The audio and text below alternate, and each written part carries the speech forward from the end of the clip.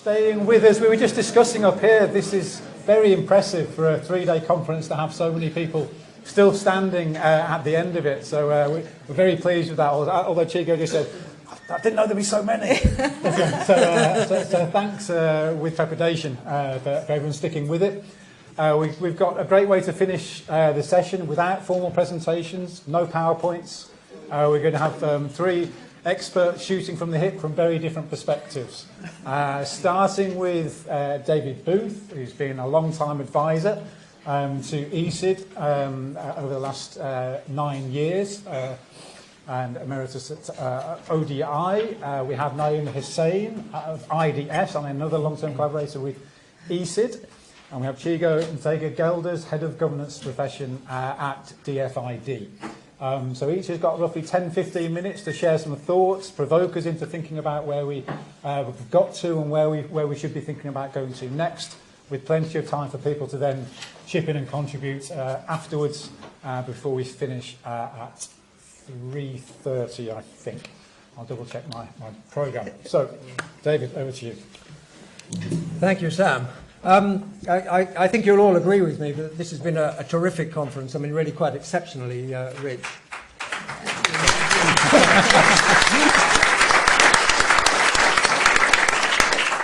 And to illustrate that from my point of view, there are 3 things one hopes for in a conference like this, and I feel I've been satisfied under all 3 headings. First, one hopes for some sort of high-grade reminders about the importance of path dependency in the history of development.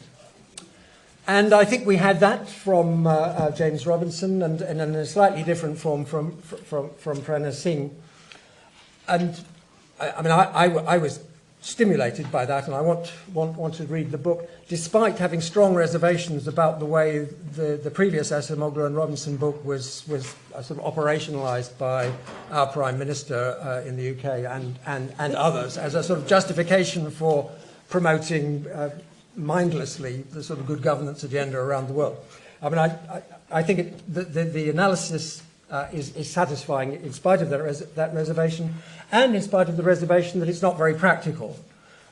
It does invite the comment which is reproduced in the Deals and Development book that you're just telling us, we need to get a better history, which is pretty damn useless from a practical point of view.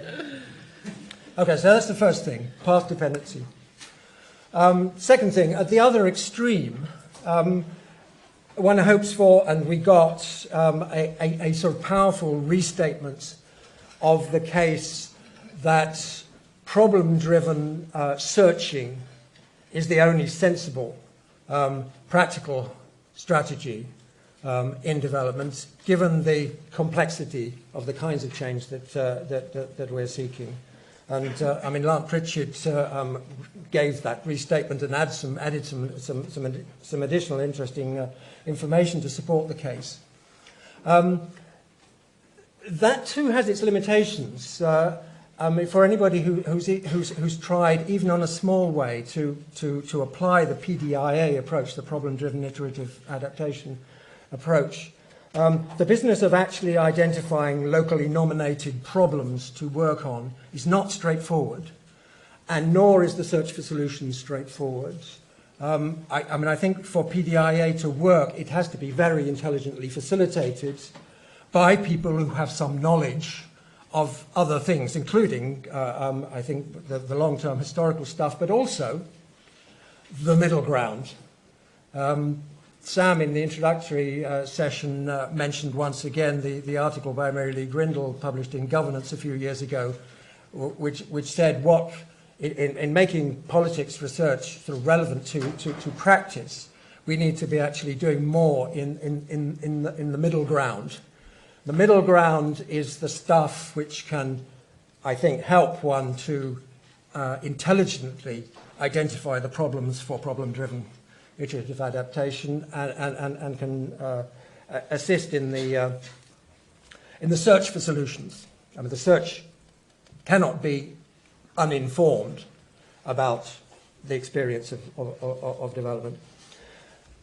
So that's the third thing, which one hopes for, is work in the middle ground, and I've been very satisfied to find not just the sort of ESID back catalogue of work that's been accumulating over the years, but a lot of new stuff which really situates itself in that field. So I've got 5 things I want to mention that particularly struck me, and I'm trusting that these will be different from the things that Naomi will nominate, because we went on the whole to different sessions. First, new promised explanatory power from a political settlement concept which takes into account what Tim and Nikolai and Matthias called the social foundation of the political settlement. The promise has yet to be realised, but it's there, and I think it's real and it's new. Second, a fantastic two-dimensional typology for addressing the sort of mysteries about why so many middle-income countries are in difficulty at the moment. A typology which combines types of cronyism and types of populism and cross-tabulates them. Again, I think the promise is to be realised, although I mean, Pallavi Roy has already given us some very compelling applications to the case of India today. Third, a very impressive illustration of how being smart about using data about rents can be turned to practical effects when dealing with things like the rice industry and the sugar industry in places like Tanzania. One of I think of the most interesting products of the ACE program led out of SOAS. Fourth, Lindsay Whitfield's current program of research, and in particular, I mean, what I find new and interesting is the critique of a lot of what we are conventionally saying these days about the role of industrial policy and its contribution, but through the subsidization of learning. She's got these detailed case studies on the apparel and floriculture sectors, which are producing a hypothesis about the importance of partnering with foreign investors, but ensuring that the foreign investors are embedded in various ways in the situation. Fifthly and finally, I was impressed today of seeing a sort of a richer range of case studies on the question of pockets of effectiveness in developing country bureaucracies, and some internal debates, some disagreements among the people who are now producing those case studies. Do I have something, a moment on what's missing? You're doing fine, yeah. Right. Things missing, or things that perhaps we should be getting more attention in the future. Lindsay made several appeals, at least 2 from the floor. What about capitalism? She wanted capitalism to be part of James Robinson's account of the long-term history. She wanted capitalism to be more present in the place of capitalists to be more present in the political settlements analysis.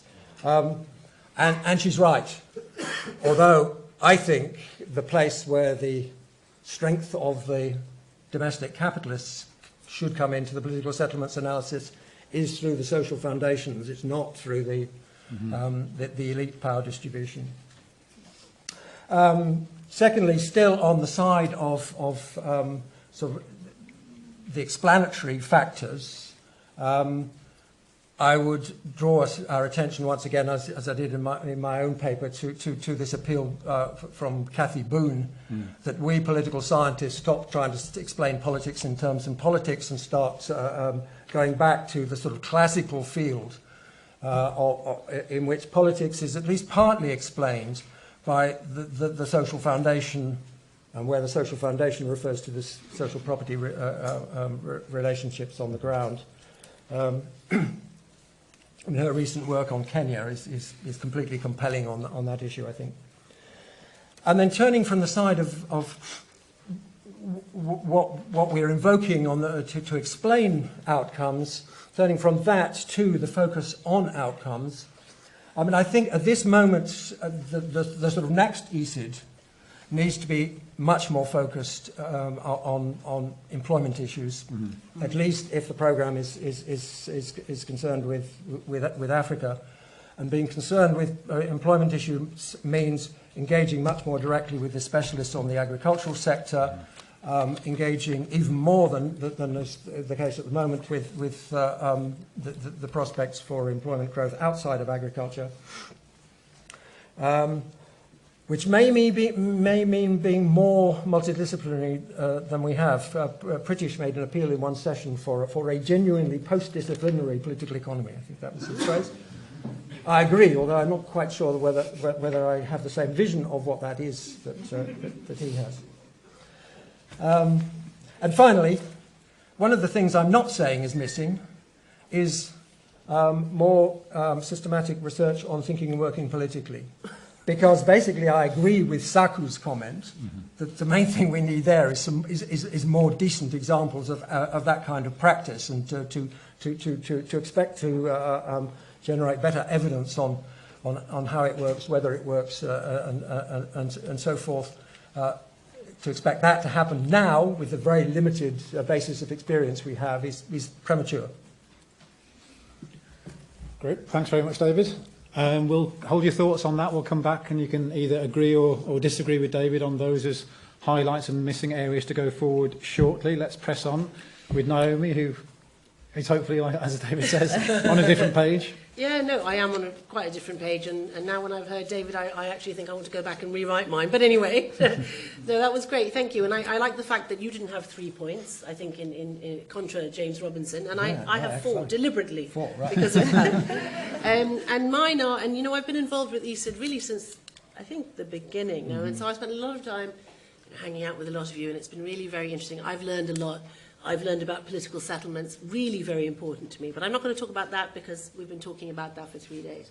So the first thing I wanted to say really is, and it's picking up again this discussion about thinking and working politically, is a sense in which we have, when we approach the politics of development previously, it was a sense that politics is really ugly and it's a venal and bad thing. And basically the point of thinking and working politically is to kind of find a way of sidelining the politics, or working around the politics, or working with the grain so that the politics don't matter so much and don't get in the way.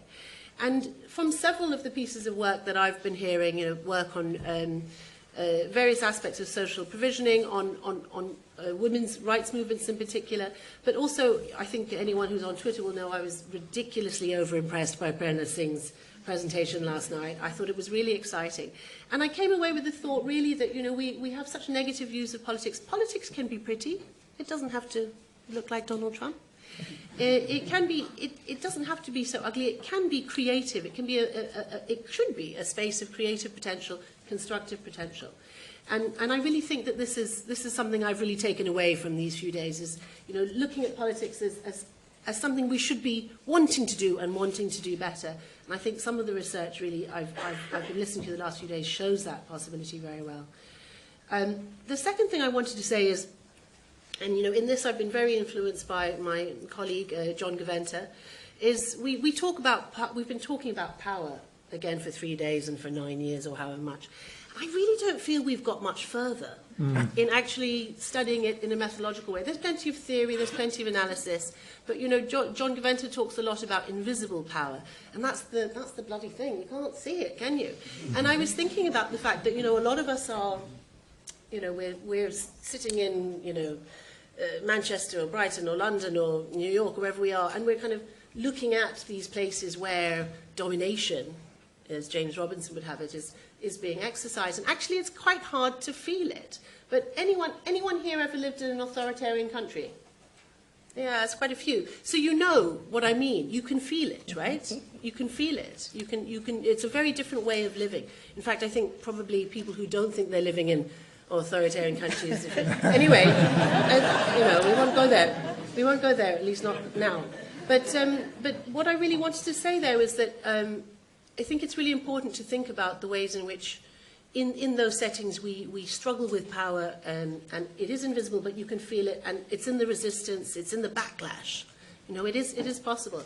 And I wanted to mention the work that we're doing right now at IDS, which is another DFID program, if you like, a successor or a competitor? No, a successor, certainly, to ESID in some ways, which is the Action for Empowerment and Accountability program, in which we're looking exactly at these sorts of issues of power relations in conflict and fragile and violence-affected settings. And one of the things that comes up a lot is the ways in which citizens are having to mobilize against, in these conditions of great fear of violence against, you know, and decades, if you like, of experience of domination. It's very hard to do. Methodologically, I still don't feel we've got much further than that.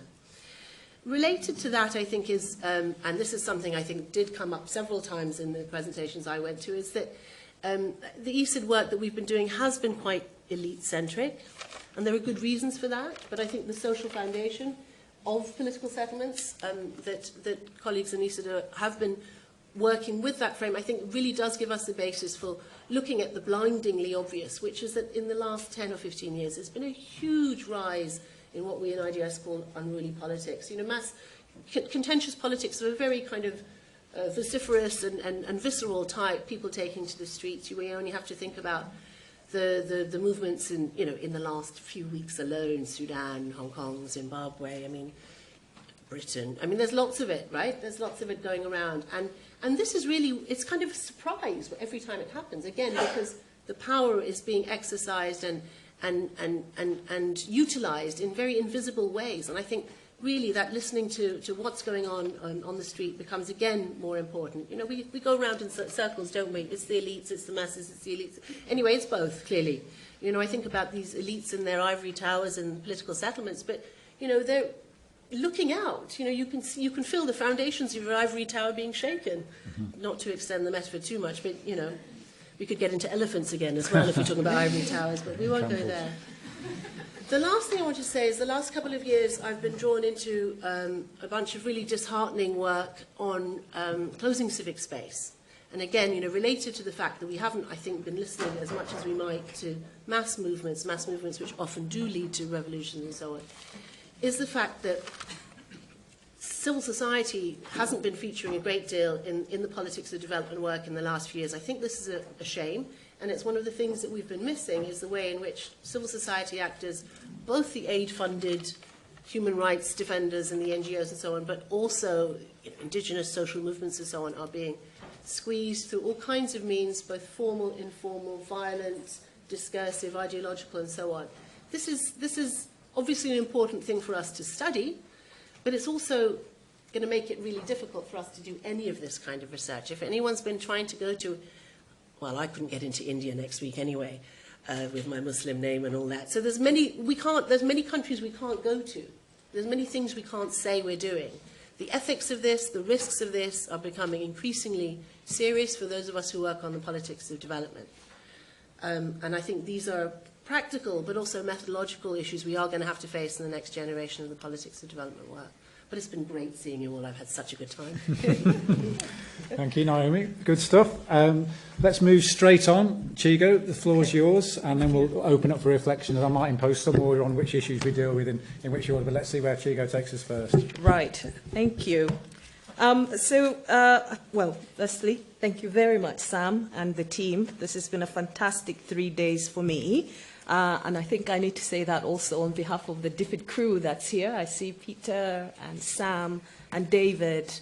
I think all of us, and Heather, maybe she's sort of had to leave, but really, really great stuff. And I wondered whether I should have brought all over 140 governance advisors, actually. This would have been a perfect conference. So I think I will maybe try and frame my thoughts slightly differently, because I'm conscious that I'm coming at it very much as one of the practitioners, with a sort of a DFID voice. So I thought I would organize what I was going to say in four parts. I think firstly, maybe talk a little bit about where DFID is at right now in the space of international development, in part because I think in the first day, and I think over the 3 days, there's been that whole, I'm not going to touch on politics directly in terms of what's happening on the domestic political scene, but I think I'll try and focus, a little bit more on what is. And then secondly, maybe a little bit of a spiel about our journey on governance in DFID, and that won't take too long. Then I think one of the things you asked me to talk to a little bit, Sam, is our governance position paper, which is our refreshed approach on governance. And then I'll close off with some thoughts and reflections. And I think you'd asked me 2 exam questions, which were, you know, how has this sort of conference influenced some of what we're thinking about politics, the politics of development, and then how might DFID go about implementing, thinking, and working politically? Tall order. So I think I could just flag 4 things that still are, despite this flux that we're seeing on the domestic political scene, and lots of questions, I think, about DFID and its positioning and international development, including our role as governance advisors, I think. So the first is we still have the International Development Act. 0.7 is still enshrined in law, which means the commitment to international development still remains. Secondly, we have frameworks which are respected and acknowledged as very much driving what it is that we do. The SDGs, the UK just finished its VNR, which it took quite seriously, I think.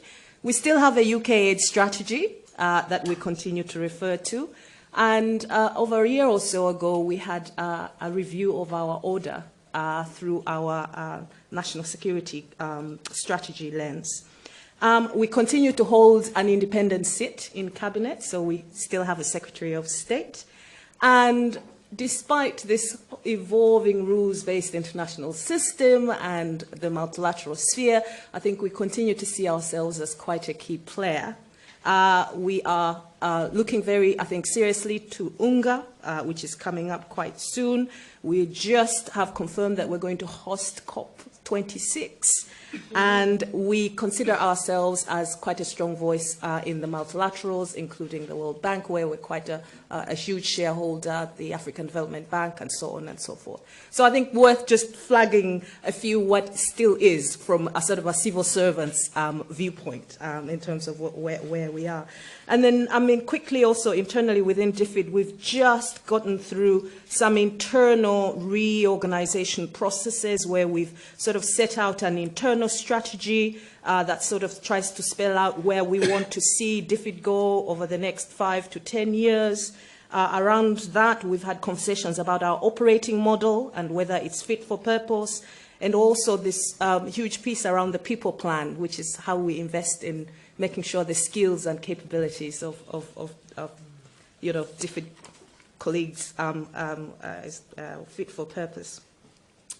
Then on governance in DFID, I thought I could just maybe give a short spiel on that to say, I guess, on reflection, 24 years ago for DFID, that was when we first had our sort of governance group, or some thinking on governance. And this is Roger Wilson, who was coming in as our chief advisor, with Kevin Sparkle really at the heart of setting up a team.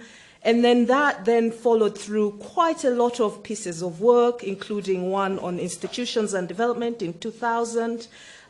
We also had a core paper that I think we still look at in 2001, which was called Making Government Work for Poor People. That's where I think we started to unpack a lot of our thinking on state capability. Actually, that paper still determines quite a lot of what we consider as the core technical competencies for governance advisors in DFID. Then in 2003, Drivers of Change, I know all of you, most of you know about that, with Sue Unsworth, where we started to really talk about structures, institutions, and agency. Lots of thinking about our work on fragile states in around 2005, followed by 2 white papers on governance. And then lastly, maybe just 2 very important pieces for us. where in 2017 we had this economic development strategy paper, which is not a governance paper or a strategy, but it really went as far as highlighting the role of politics and thinking about governance at the heart of what we do on economic development. And in this year, we are carving out a human development position paper, which is also very much being driven through that governance lens. I think I'm trying to maybe sort of illustrate the journey that we've taken as DFID before I get to the governance position paper.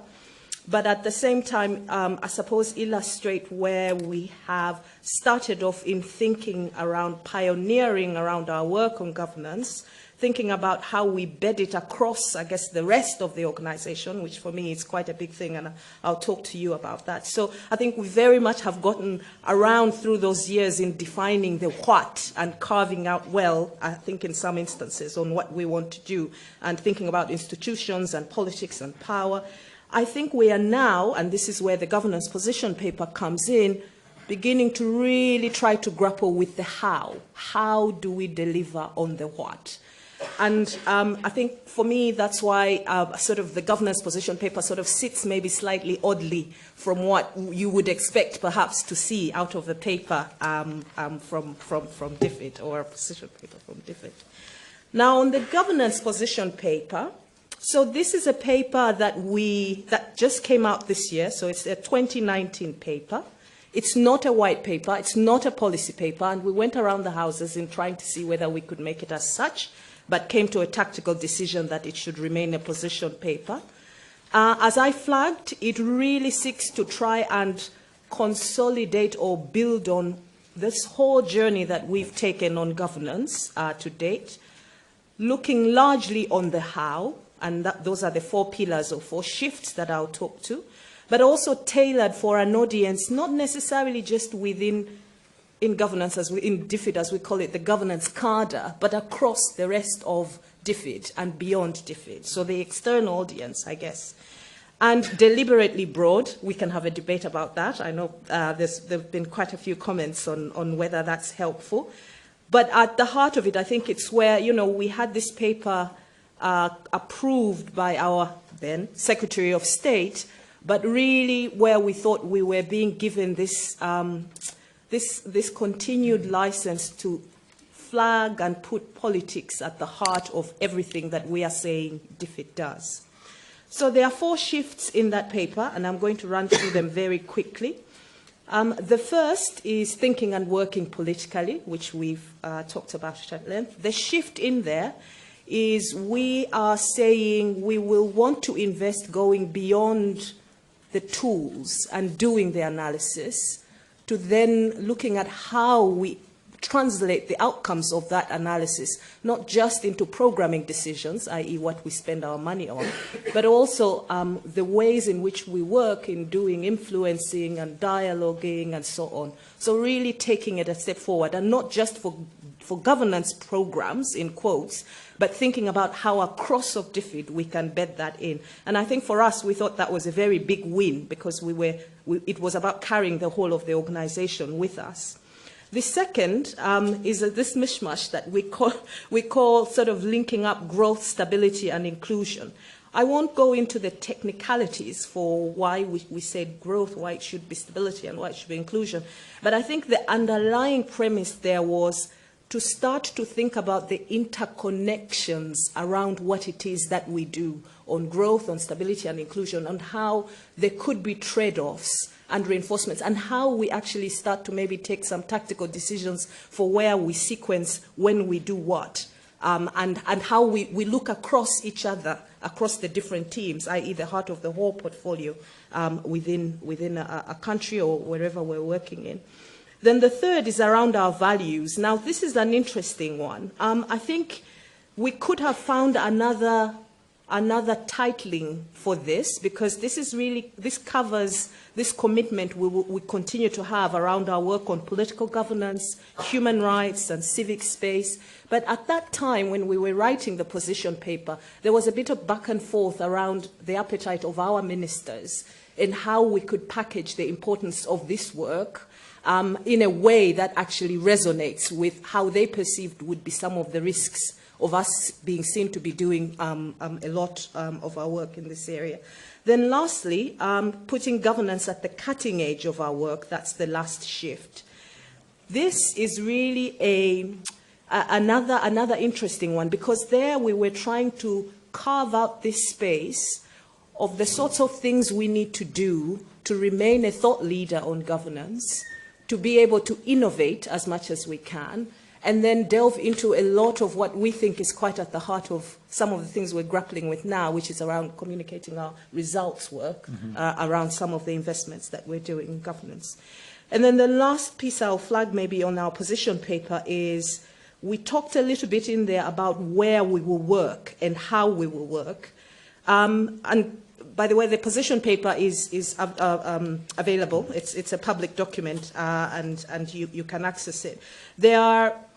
We talked about some of that. We talked about the country level and the regional level, and we've given an outline of the sorts of things we're going to do. But what I thought I could focus on here are some of the things we talked in there around working across government, because this is quite a big shift for us, I think, in DFID going forward, where we are looking at how we join up some of our work with other parts of government.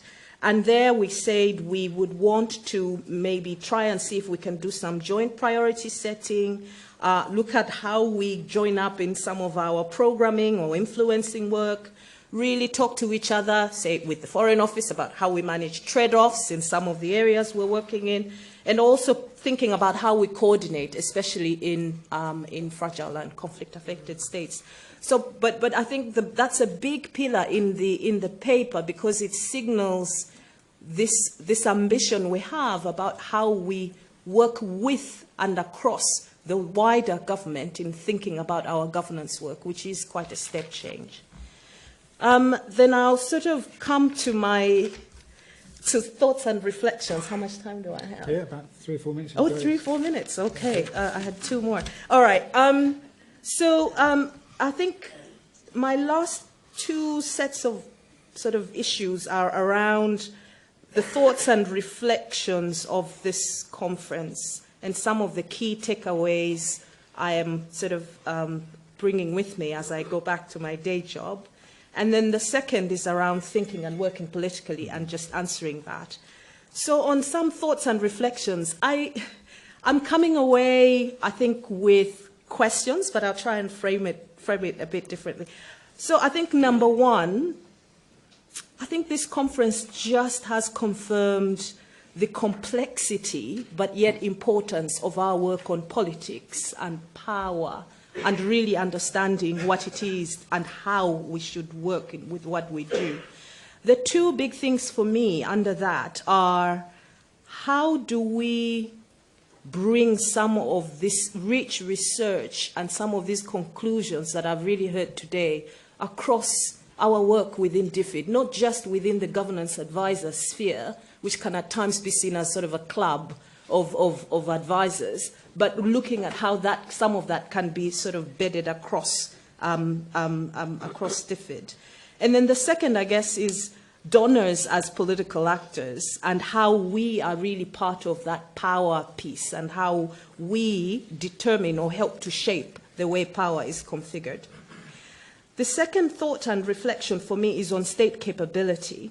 So in our governance position paper, one of the critiques we got was that we hadn't quite come as clear as we should have on what we were saying we want to do on state capability, i.e. more or less of.